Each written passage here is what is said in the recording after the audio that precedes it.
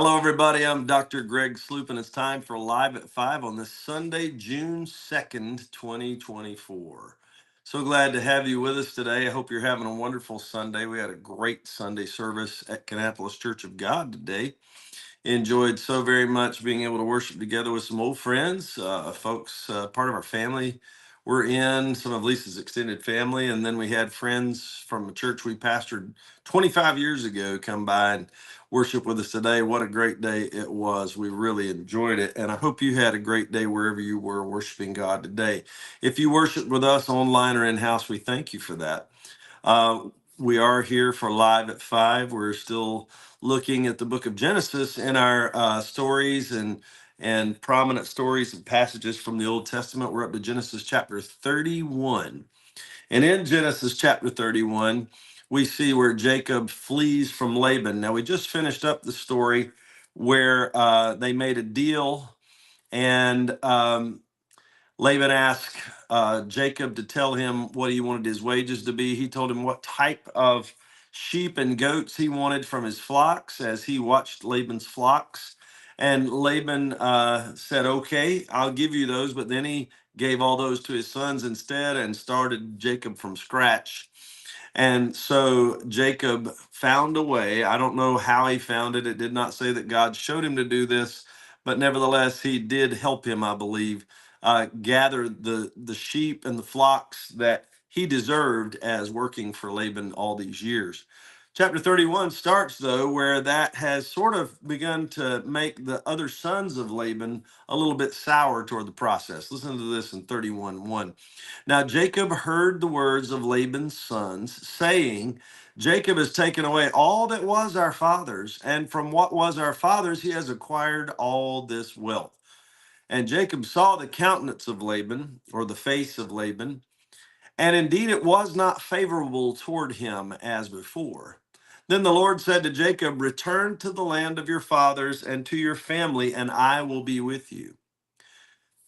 We see here that Jacob is hearing the rumblings. He's hearing the sons complain that Jacob has now taken a whole lot of things from his father. He has somehow found a way. They think he's cheated Laban, but actually I think it was God favoring him. And Laban now has not gotten the lion's share of the flocks. Instead, they've come to Jacob because of the deal they made and the way that God facilitated the birth of these animals. Verse 4 continues. So Jacob sent and called Rachel and Leah to the field to his flock and said to them, I see your father's face, that it is not favorable toward me as before. But the God of my father has been with me, and you know that with all my might I have served your father. Yet your father has deceived me and changed my wages 10 times, but God did not allow him to hurt me. Now, that 10 times, the number 10, it was a round number that really meant a little more nebulous figure, time after time. 10 did not necessarily mean exactly 10, but time after time, he has changed my wages. But God did not allow him to hurt me. If he said thus, the speckled shall be your wages, then all the flocks bore speckled. If he said thus, the streaked shall be your wages, and all the flocks bore streaked. So God has taken away the livestock of your father and given them to me. So Jacob is just confirming with his wives, your father's not happy with me. He's tried to change my wages time after time, but every time he changed my wages, God made what he promised me prosper and left everything else that was for Laban not prospering. We then go to verse 10. And it happened at the time when the flocks conceived that I lifted up my eyes and saw in a dream, and behold, the rams which leaped upon the flocks. Now that's a euphemism for mating. The rams which leaped upon the flocks were streaked, speckled, and gray spotted. Then the angel of the Lord spoke to me in a dream, saying, Jacob. And I said, here I am. And he said, lift your eyes now and see. All the rams which leap on the flocks, again, mating, are streaked, speckled, and gray spotted, for I have seen all that Laban is doing to you. So God told him in this dream, I'm making these streaked, speckled, and gray spotted sheep do all the mating, and therefore the children of those unions are also streaked, speckled, and gray spotted. So Jacob is getting the lion's share. As I said, he's getting the majority, perhaps, of all of the lambs from the mating of the sheep of Laban, and those are what were promised to Jacob. He then said, verse 13, I am the God of Bethel, or the house of God, where you anointed the pillar and where you made a vow to me.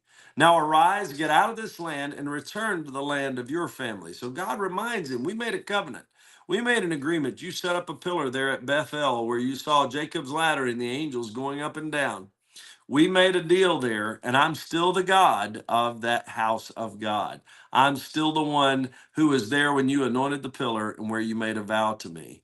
So he told him, get out of this land. This is not where you belong permanently. Return to the land of your family. Verse 14, then Rachel and Leah answered and said to him, is there still any portion or inheritance for us in our father's house? Are we not considered strangers by him? For he has sold us, basically to Jacob, but yes, he sold us, and also completely consumed our money. Whatever dowry he may have received, they had consumed it, Laban had. For all these riches which God has taken from our father are really ours and our children's. Now then, whatever God has said to you, do it. So they were with him. They believed in Jacob. They knew he was taking care of them. They knew that all that they had and all the riches they had received was part of their inheritance. And they were with Jacob and trusted him as their husband. Verse 17. Then Jacob rose and set his sons and his wives on camels. And he carried away all his livestock and all his possessions which he had gained, his acquired livestock which he had gained in Paddan Aram, to go to his father Isaac in the land of Canaan. Now Laban had gone to shear his sheep, and Rachel had stolen the household idols that were her father's, the teraphim they were called. And Jacob stole away, unknown to Laban the Syrian, in that he did not tell him that he intended to flee. So he fled with all that he had. He arose and crossed the river and headed toward the mountains of Gilead. He set his face toward the mountains of Gilead. This story, we're going to stop here for today, but this story tells us about how Jacob basically saw the handwriting on the wall, that he was not in the favor of Laban anymore, that Laban saw him as having taken something from him, even though it was God that gave him the favor and the ability to get these sheep and these flocks. Laban saw him as an enemy. Laban saw him as a threat. And so Jacob said, we've got to go back to the land of Isaac. We've got to go back through Bethel. We got to go back to the house of God. And so his wives saw him as their salvation, saw him as their provider. They said, we are going with you. This is our inheritance. Let's take it and go. And that's where the story ends. Sometimes you got to know when your time is up. Sometimes you got to know when your situation is changing. Sometimes you got to know when the plan of God, although it's been right in this place for all this time, it's time to find another place where God will bless us even more and we can bless his people even more. Too many times we stay somewhere because it's familiar. We stay somewhere because it is the norm. But God sometimes takes us to places that are beyond the norm, and he helps us to do great things in his name in those places. I think that it's important, especially for young ministers. Don't be pigeonholed into a particular place. Don't get stuck somewhere and think you can never do anything else. Open up your eyes and look for the opportunities that God will make for you and take a hold of them and do make the best of them and do the greatest you can for the glory of God in them. And God will bless you just like he blessed Jacob. And that's the word for today. It's good to see several of you on here today. Let's see. I've got Sharon Noblet, Jean Goodman, Laura Michelle. I know that there's some others watching. Vivian Thompson, Kathleen Powlis. There are others that maybe I can't see your name, but I know you're here. Thank you for being with us each and every day, Sunday through Friday, as we present live at 5, this short Bible study each and every afternoon those days. We love you, and we so appreciate you being with us each and every day. Spend time with God in the Word of God and prayer every day. It'll help you to discern the plan of God for your life by seeing what he did for others. and it will always be the best thing you do all day. We look forward to seeing each and every one of you